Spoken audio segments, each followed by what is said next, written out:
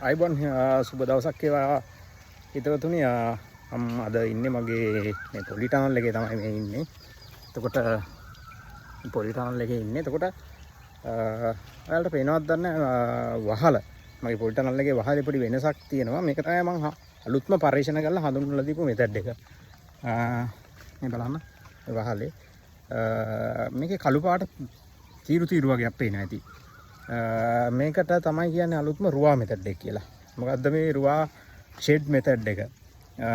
රුවා සෙවන කරන මෙතඩ් එක තමයි මේ අලුතෙන්ම හඳුන්වලා දීලා තියෙන්නේ. මේ ක්‍රමය අලුතෙන්ම හඳුන්වලා දුන්නාට පස්සේ මේ ගස්වල පුදුමාකාර මේ වෙනසක් වුණා. මේ පේනවත් දන්නේ මේ දළු වෙන්න පටන් ගත්තා. මේ කරල් වල තියෙන මේ වර්ණය පවා සෑහෙන දුරට වෙනස් වෙන්න පටන් ගත්තා. මේ දළු ඉතාම සෞම්‍ය විදියට හොඳට මේ කිසිම ආතතියක් නැතුව එන්න පටන් ගත්තා. මෙන්න මේ රුවා ෂේඩ් මෙතඩ් එක මේ හඳුන්වලා දුන්නට පස්සේ එතකොට මෙන්න මේ වියලි කලාපයේ අපිට තියෙන ප්‍රශ්නයක් තමයි මේ අධික මේ ප්‍රශ්නය සහ අධික ආලෝක ප්‍රමාණයක් වැඩි. ඇත්තටම මගේ අපේ වගා ගන්න අය විවිධ පළාත්වල ඉන්නවා. එයාලගේ වගාවල් බලන්න ගිහිල්ලා තියෙනවා. එතකොට සමහර පළාත් තියෙනවා මේ හොඳට වගාව මේ තියෙන පළාත්. ඒ වගේ දේශගුණය ඊටාම මේ සෞම්‍ය දේශගුණයක් තමයි අපිට මේ පේන්න තියෙන්නේ. නමුත් මේ අපේ පැත්තේ හැමදාම මේ දළු ටික බෝට්ටු වෙලා මේක බෝට්ටුවක් ආකාරයට හැකිලිලා තියෙන්නේ. අපි හිතන් ඉන්නවා මේක මේ පැලමැක්කෝ මයිට ආව නිසාම සිද්ධ වෙන කාරණයක් කියලා. නමුත් ප්‍රශ්නේ තියෙන්නේ ඒක නෙවෙයි.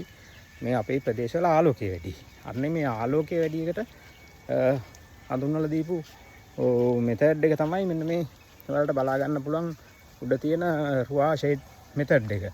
මේකේ තියෙන්නේ අපි ෂේඩ් නෙට් දාන්නේ නැහැ. ෂේඩ් නෙට් දැම්මට පස්සේ මම අඳුරගෙන තියෙනවා ෂේඩ් නෙට් වලින් ආලෝකය ටනල් එකට ඇතුල් වෙනකොට ආලෝකයේ ගුණාත්මය පහළ බහැලා තමයි මේ ටනල් එකට ඇතුල් වෙන්නේ සහ ටනල් එක ඇතුළට ආලෝකය අරගෙන අපි මොන දේ කරත් වැඩක් නැහැ. ඉතින් මෙන්න මේ විදිහට ෂේඩ් එක දැම්මට පස්සේ සෑහෙන අපිට අවශ්‍ය ප්‍රමාණය ෂේඩ් එක අඩු කරගන්නත් පුළුවන්. මේ අනිත් එක තමයි ආලෝකයේ ගුණාත්මය පහළ බහින්නෙත් නැහැ. ඔබ දන්නවා ඔබ Google එකේ සර්ච් කරලා බලන්න කළු පාට හැදිලා තියෙන බේස් කලර්ස් මොනවද කියලා. මූලික වර්ණ තුන. රතු කහ සහ නිල් වලින් හැදිලා තියෙන්නේ. එතකොට කළු පාට ෂේඩ් නෙට් එකකින් අපි ආලෝකය අඩු කරන්න ගත්තට පස්සේ අර කළු පාටට මේ අර පොඩි වී ඇටයක් වගේ පොඩි පරතරයකින් තමයි ආලෝකය එළියට එන්නේ. එතකොට එනකොට අපිට බලා ගන්න පුළුවන් ඒ ආලෝකයේ තියෙන තරංගායමයන් උරා ගන්නවා අර සියලුම වර්ණක ටික මේ සහ මේ වර්ණක උරා ගන්නවා අර කළු පාට ෂේඩ් එකට.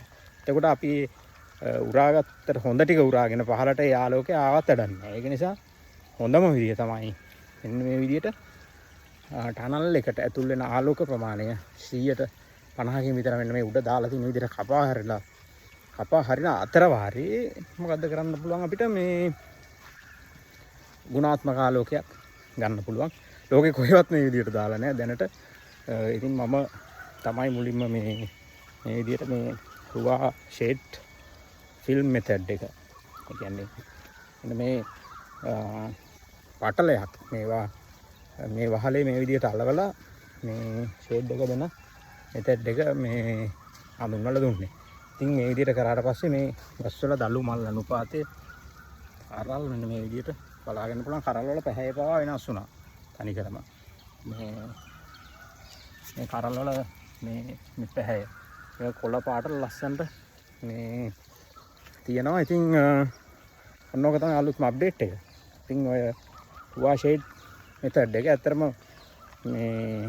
මේක ලංකාවේ කොහේ හරි ඔයා දැක්කොත් දාලා දිනවා. අනිවාර්යෙන් මතක තියාගන්න මේක අපේ හම්බන්තොට පොළොන්නරු අනුරාධපුර වගේ වියලි කලාප මේ ලංකාවේ පොලි ටනල් කොට දාන්න හඳුන්වලා දීපු අලුත්ම රුවා මෙතඩ් ක්‍රමය තමයි මේ රුවා ෂේඩින් ක්‍රමය.